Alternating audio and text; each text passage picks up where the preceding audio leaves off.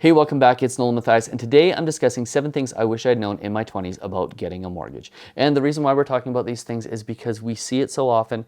People want to get into the market but don't realize what they need to do and how long in advance they need to start thinking about getting a mortgage before actually getting one. So these tips are obviously for 20-year-olds, people in their 20s, but they are also universal for people who are just in the process of getting their first mortgage. But before we get into it, do me that favor, hit that subscribe button, hit that notification bell, and please hit that like button so more people like you can see this video. And don't forget about our Race to 10,000 Subscribers contest. Yes, you can be entered to win your monthly mortgage or monthly rent payment just by hitting the subscribe button below. That's all you have to do and you're entered. So go ahead, hit that subscribe button, and then we'll get into the video. Okay, so 7 things that I wish I would have known in my 20s about getting a mortgage. And quite frankly, this is again a video that's made for anybody who's in the process of getting their first mortgage, but really what this video is designed to do is to give you the information that you need in order to be prepared for the coming opportunities that will happen in the next couple of years to buy a property, especially if you're a young person who's looking in the condo market, because there are going to be significant opportunities to get great deals on condos.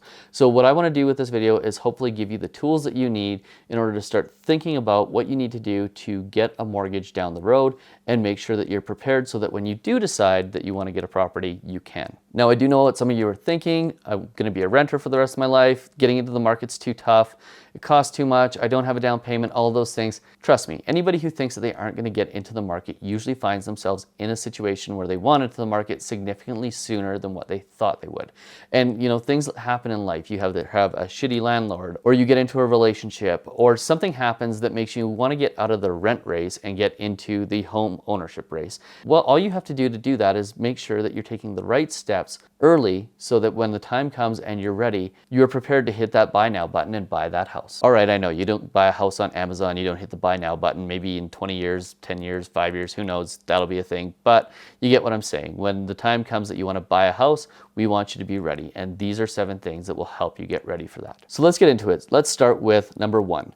Having at least 2 types of loans or credit cards or things reporting on your credit bureau is hugely advantageous when it comes to getting a mortgage. If you don't have these things, you're going to need things like a letter from your landlord stating that you're a good renter.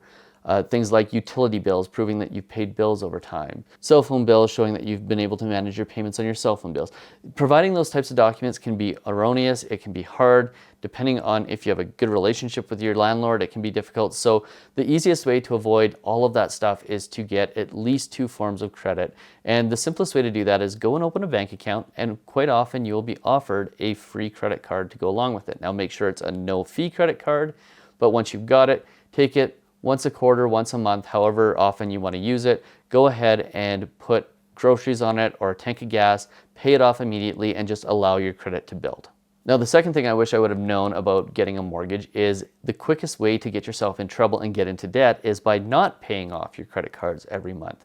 Using credit, living on credit, and thinking, hey, I'll just pay this off down the road when I have the money or when I get my next paycheck is not the right way to use a credit card, and it can be dangerous, and it can make getting a mortgage down the road significantly more difficult. Because when you go to qualify for a mortgage down the road, if you have a balance on your credit card, the minimum payment that you pay versus the minimum payment that a mortgage broker or a bank has to use in order to qualify you are drastically different. And because the minimum payment that a broker or a bank has to use is quite high, it can adversely affect how much you qualify for a mortgage. It's the single biggest thing that keeps people from qualifying for the mortgage that they want. So pay off your credit cards and make sure you stay out of that debt hole. Now, the third thing that we recommend and that we wish we would have known was to start a down payment fund from the very first day that you get a job. So if you are 13, 14, 20, 25 years old when you get your first job, whatever age you are, just make sure that you immediately start saving for a down payment. And what I recommend that you do is you set up a bank account at a bank that is different from the one that your paycheck goes into, and you just set up an automatic withdrawal every single month that pulls money out of the bank that your paycheck went into and moves it into a bank account that you'd never look at until such time as you actually want to take the money out and use it for a down payment. I highly recommend having a tangerine account for this. That's what we use when we want to have savings that we don't look at and that we don't see and just builds on the side. And honestly, it is super simple to set up an automatic transaction, an automatic debit every single month, pulling just a little bit of your paycheck out and putting it away for down the road when you want to buy a house. And it can be $10, $50, $100, whatever is comfortable for you, but just start that process of getting it growing the day that you get your very first job. Now, the fourth thing that we wish we would have known when we were in the process of building our down payment was that RSPs are your friend. The single fastest way to build your down payment is to consistently contribute to an RRSP, take the tax refunds, add those into your RRSP, and then from there use that as your down payment, because what you're allowed to do in Canada is you're allowed to take $35,000 from your RSPs, interest-free, and use it for a down payment and pay it back over the next 15 years. So building it is very, very easy because you're taking that tax refund that you get every year, and that's compounding how quickly you're able to build your down payment fund.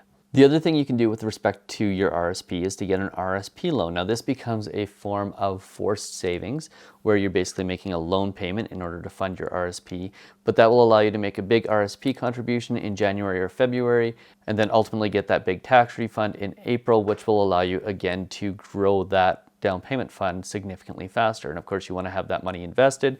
You want to make sure that it's growing for you, but RSPs are an amazing tool in order to build your down payment fund and get into home ownership significantly faster. And also make sure that if your company is willing to do RSP matching, that you take full advantage of that, max it out, every penny that they're willing to give you to contribute to your RSP. Do that until such time as you've accumulated enough money to have a down payment. Now, continuing along that line of thinking with RSPs is the fifth thing that we wish we would have known, which is to fund your RSP before your TFSA, at least until such time as you have enough money for a down payment on a property. Now, normally what we would tell people is fund your TFSA first. The reason why is because any gains that you make in your TFSA are completely tax-free. In a RRSP, they're tax deferred, so you pay tax way down the road when you're 65 and you're using that money for retirement. But in the case of an RSP for a down payment, because we can take advantage of that and we can save a down payment quicker using an RRSP, we recommend using that first until such time as you've saved enough for your down payment, and then later on switch to a TFSA and fund that first once you own your home. Now, the sixth thing that we wish we would have known about getting a mortgage in our 20s is don't buy a car on credit before you buy your house.